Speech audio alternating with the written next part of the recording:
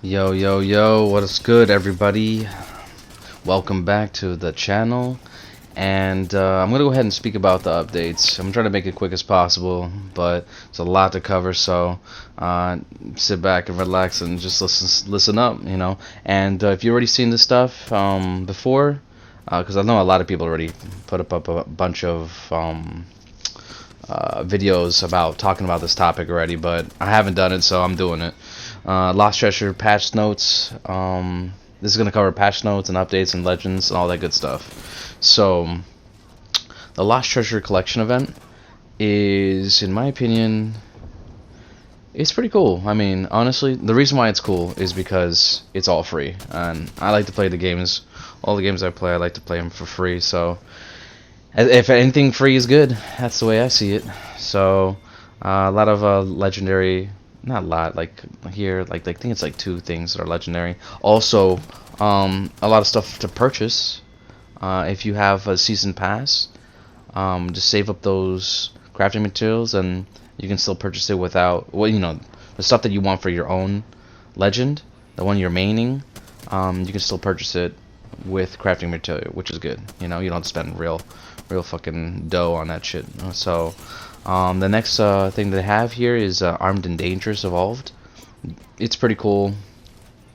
It's just something different to do, really, honestly.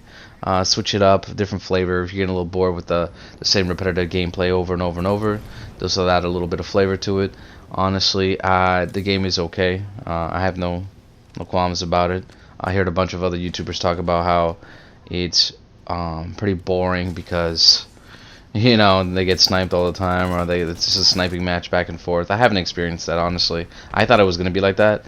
I was listening to somebody talk about that, and I didn't have the same experience, so I think it's okay. So it's whatever. The one thing that they did implement in the Armed and Dangerous a lot of is the mobile respawn beacons. It's a new thing in this game. I have never used it myself, not yet, in game. But I have picked it up, and I think it's an interesting idea. I think it's something that should be probably with Lifeline the most. I think like it's lethal with Lifeline. You know, I'm like, damn, this bitch can do everything. But anyways, yeah, I think that's cool. I think it's gonna add a new little flavor to the game. Mobile respawn beacons, and I thought it was only in Armed and Dangerous. Actually, you can still find them in regular games, but I found the only one I found was in the bunker. So there are spread out in the actual other game modes, so just keep an eye out for that stuff. Crypto Town Takeover, that's a little tongue twister, I guess. It's that little thing that like scans the whole world. It's pretty cool. It's a little interesting, adds a new dynamic to the game, but it has its pros and cons. Pros, you know, you see where everyone is in the map, you can plan accordingly. Minuses, everyone knows you're at that place because it gives you like an indication that you're using that, so everyone knows where you're coming from, so they'll keep an eye out for you, which someone did to me. I saw them being using that thing, and I knew where they're coming from, and wiped their team out. So it's a tricky thing. You got to be careful with it. It can be strategic and it can prove useful, but you got to be smart. The Heirloom came out. Mirage's Trophy. It's, for me, it's nothing special. I love Mirage anyways. Just anything that, you know, they come out for him, it's pretty funny. It's pretty cool. I thought it could be better. I don't know why they made a trophy. Like, I don't know, whatever. I mean, this game is goofy anyway, so that's what it is. What it is. Now, let's cover some of the Legend updates. Lifeline, obviously, is the biggest, one of the best changes in the game for me, because it's my main. Is now the when you deploy Doc, it actually revives teammates. You know, the DOC. So, but it replaces Lifeline's old passes, which was including fast heal and fast, like anything equipment usage. Just, you don't get that anymore, unfortunately, but still, it's worth it. The trade-off is worth it. And now you get actually her tactical. It takes about 45 seconds when it used to be 60, and her ultimate is let's see here. Her ultimate get you a lot more stuff. I mean, Lifeline's just an overall buffed character. Like, they really went in her, and they did the same thing with Octane. His stim removes impairment effects, which is important. That's gonna take care of pretty much Watson traps. I think Watson traps too, right?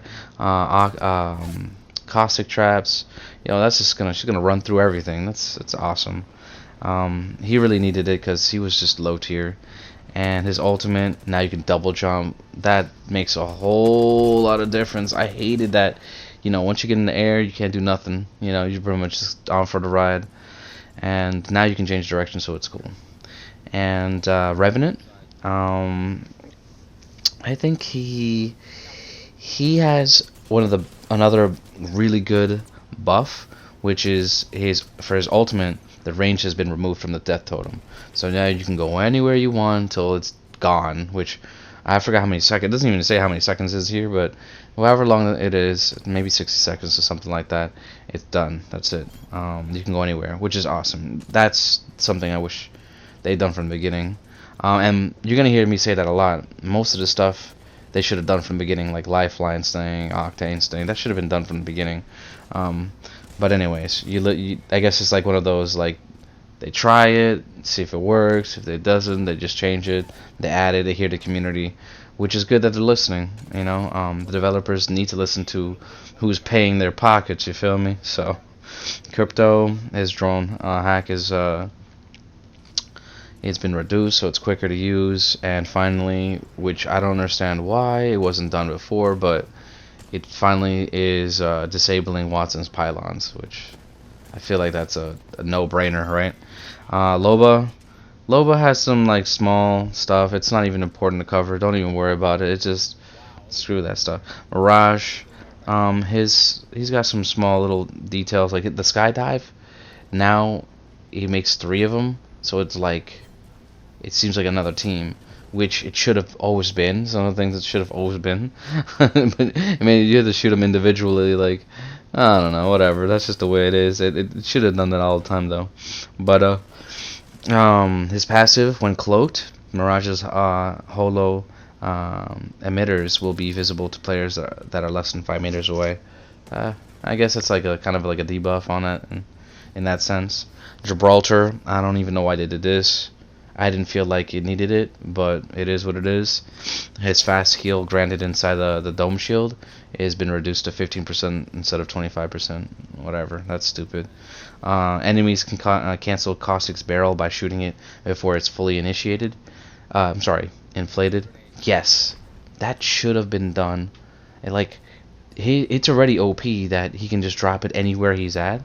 Like, I don't know if you can punch it either. Like, if you can punch that thing too while it's not while it's beginning to inflate and stop it, that'd be great, because he's always the one who drops it in the beginning. You're next to a caustic, you're probably gonna die because you can't even move the moment you land next to him. So he's toxic and he's caustic, you know. It is what it is.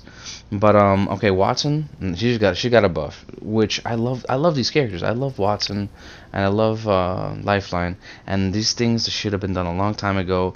But I'm still mad at one of the things that they did for Watson. But now pylons last 90 seconds, which is fair. Fair. You can do 3 pylons, which is how it should have been. It shouldn't have been unlimited, but it should have. When they first let it be unlimited, I didn't understand that. 3 is good. I think, or I don't know if they ever did more than 3 actually. But anyways, now you can only stack 2 ultimate accelerants in the inventory slot. I don't know why that matters. Just if they want to carry 15, let them carry 15. They're not gonna have ammo, not gonna have guns, not gonna have. I mean, not guns. They're not gonna have anything to use in a gunfight. Ultimate accelerants are you carry like 3 or 4, on you. If you have the best backpack, sure, but otherwise it doesn't make sense. You know what I mean? So, Wraith, her phase walk. This is good.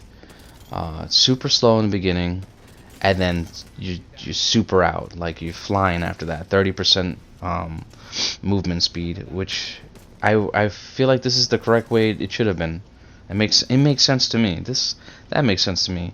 I don't know why they reduced decrease the distance for the portal placement to 25%. I don't like that. I think that's dumb. But it is what it is. Let's see here. Zip lines. A cooldown will be applied to regrappling the zip line. Oh man, a lot of pro players hate this. A lot of players who used to use this hate this. I have no qualms with it. I don't care. It's just, it sucks, but whatever. I get used to it. Have a rifle, kick it even harder. I'd reduce the ammo. I don't know why.